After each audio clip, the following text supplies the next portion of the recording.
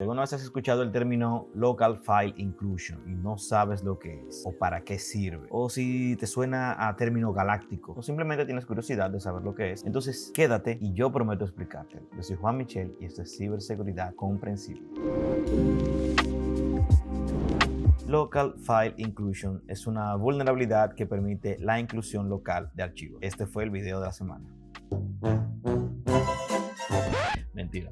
En este punto yo podría explicártelo de una forma muy compleja, muy técnica y muy complicada, pero esa no es la idea. Entonces, para definirlo de una manera sencilla, podemos decir que Local File Inclusion es una vulnerabilidad que permite la inclusión local de archivos mediante una aplicación web que no funciona como debería. Me explico. Las aplicaciones web, los servidores web, tienen algo que se llama el root folder. Esto es una carpeta donde están todas las páginas, el código, las imágenes, los videitos y todo lo que la aplicación o la página necesita para funcionar. Entonces, un motor web o una aplicación que no funcione de manera correcta, lo que hace es confundir la entrada que se le pasa y entender esto como una ruta a un archivo que no debería mostrar. ¿Qué significa esto? Pues que yo podría salirme del folder que normalmente la aplicación debe mostrar al usuario y en teoría no podríamos ver más que esa carpeta con esos recursos. La vulnerabilidad funciona cuando yo puedo pasarle una ruta de algo que está fuera de ese folder y la aplicación me lo trae. Por eso se llama Local File Inclusion, es decir, inclusión de archivos locales, pero para los cuales no tenemos permiso de ver. Entonces, esta vulnerabilidad permite un ataque que se conoce como Directory Traversal, que es básicamente yo saltar de directorio en directorio en los cuales no tendría permiso de ver. Y muchos dirán, bueno, pero ¿es tan grave, es tan crítica? Pues sí, es sumamente grave y es sumamente crítica, porque una vez que tú tienes acceso a archivos del directorio o del disco duro o de la partición donde está corriendo esta aplicación, pues se pueden hacer una infinidad de cosas. Pero como no todo es bla, bla, bla, bla, bla, bla, y mucho hablar y muchas cosas, aquí en este canal nosotros metemos mano, como decimos los dominicanos. Así que vamos a pasar a la parte práctica donde yo les voy a mostrar cómo funciona este tipo de vulnerabilidad, cómo funciona el ataque y cómo podríamos estar más seguros. Pero antes de eso, por favor, considera suscribirte al canal, déjame un like, un comentario, comparte mi video. De esta manera, YouTube entiende que mi trabajo es bueno y me ayuda a seguir llegando a muchas más personas. Que por cierto, ya somos casi 5,000 en esta comunidad. Y todo es gracias a ustedes.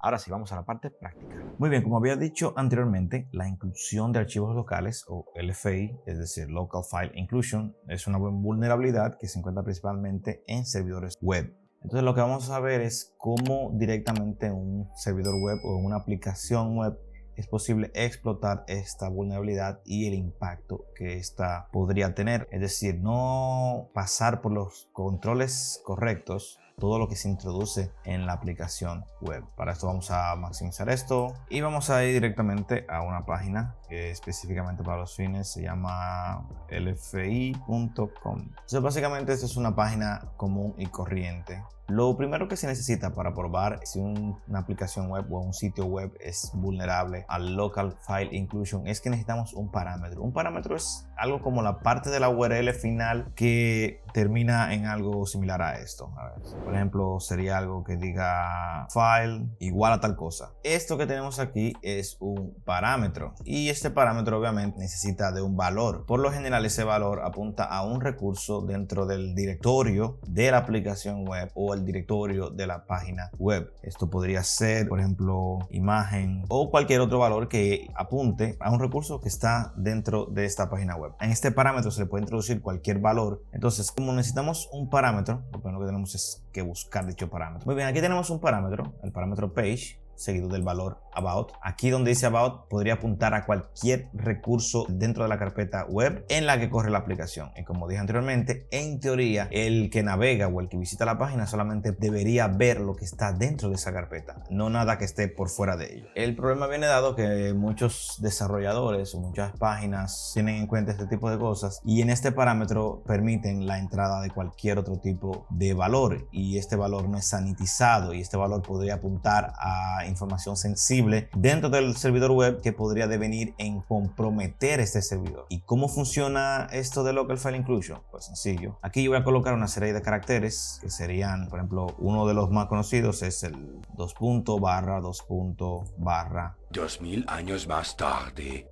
2.barra, 2.barra, 2.barra. ¿Qué significa esto? Estos son caracteres de escape. Si aquí yo estoy en un directorio Linux y por ejemplo yo cito los directorios y me muevo a uno de ellos, por ejemplo a download, limpio. Si yo quisiera salir de esa carpeta o escapar, ¿cómo yo lo haría? Simplemente yo pongo change directory, 2 puntos. Y esto me sube de la carpeta, es decir, me saca de la carpeta. Entonces cuando yo ejecuto aquí arriba este tipo de valor, yo lo que hago es que con cada 2 puntos me estoy saltando un nivel. Y no importa cuántos niveles haya, simplemente yo pongo una cantidad X hasta yo poder salir.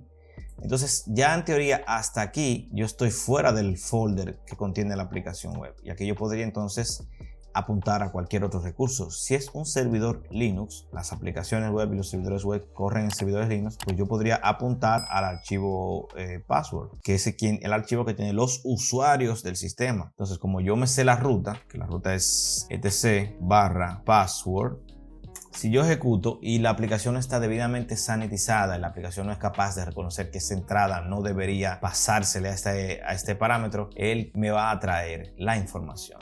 Y aquí yo tengo la salida de lo que yo acabo de ejecutar en el local file inclusion. Fíjense, yo me salí de la carpeta donde estaba la aplicación web y me fui directamente a este directorio. Vamos a ponerlo en el código fuente porque se entiende un poquito mejor, se ve un poquito más claro. A subir el zoom para que lo puedan ver mejor. Y como podrán ver, mediante la vulnerabilidad de local file inclusion, yo he sido capaz de ver un archivo que está fuera de la carpeta de la aplicación. Y esta vulnerabilidad es lo que lleva al famoso ataque de directory traversal o path traversal, como quieran decirlo.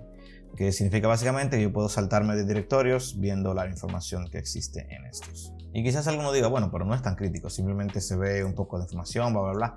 Lamentablemente sí es crítico porque yo no solamente puedo ver todos los usuarios que están creados en ese sistema, sino que también puedo ver el ID del usuario y su path al home, es decir, su carpeta home, su carpeta de inicio, donde están toda su información. Y ya luego de cierto tiempo uno trabajando pentesting o trabajando consultoría de seguridad, este tipo de cosas, pues lo más normal y a lo primero que uno siempre le apunta es a la llave privada de SSH de cada usuario. Por la razón de que la llave privada de SSH te puede permitir el acceso al sistema como si fueras ese usuario. Entonces, ya que yo sé que yo puedo inyectar aquí cualquier ruta y el navegador me va a traer lo que esté ahí, pues simplemente yo lo que hago es que trato de irme allá a buscar las llaves SSH de ese usuario. Aquí tengo que el usuario es Falcon y aquí tengo su ruta al home, entonces simplemente yo copio esta parte, home. Si mal no recuerdo, la ruta es .ssh, porque es una carpeta que normalmente está oculta, .ssh, ID, ¿dónde está el underscore? ID, RSA. Esa es la ruta a la llave privada de un usuario.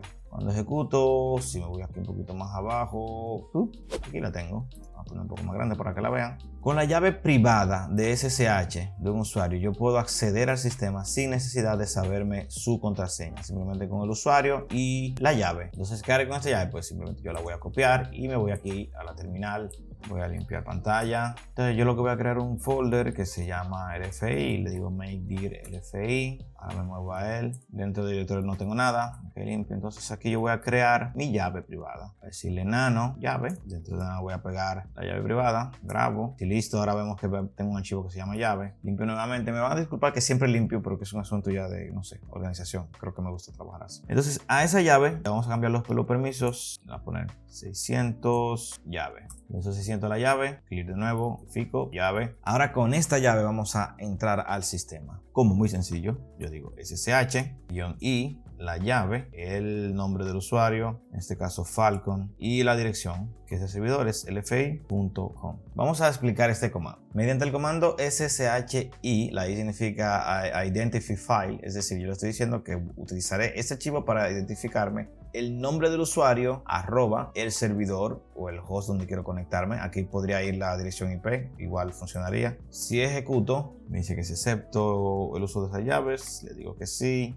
y ¡pum! ¡Voilá! Sin saberme la contraseña y por un sencillo ataque de directory traversal, ya yo tengo acceso al sistema. Si yo le digo quién soy, me dice que soy el usuario Falcon. Y así tan sencillo, con una simple vulnerabilidad de Local File Inclusion que permite visualizar archivos a los cuales normalmente no tendría permiso, es como un atacante podría sacar la llave privada de SSH o hacerlo de otra manera, porque esta no es la única, simplemente que para fines de tutorial esta es la forma más sencilla y práctica. Básicamente, según yo entiendo, la forma más práctica de evitar este tipo de ataque es sanitizar y de depurar los valores que se introducen en los parámetros. Entonces, no soy desarrollador, pero entiendo que es la forma más sencilla de prevenir este tipo de ataques. Y este fue el video de la semana. Espero, como siempre, que les haya quedado mucho conocimiento aquí en sus cabezas. Espero que ahora sí tengan una idea de lo que significa Local File Inclusion y que cuando alguien venga a decir no, porque LFI, pues ya ustedes tengan una idea clara y digan no, eso no es así, y puedan explicarlo. Hasta el próximo video. Muchísimas gracias por su tiempo y nos vemos en la próxima entrega.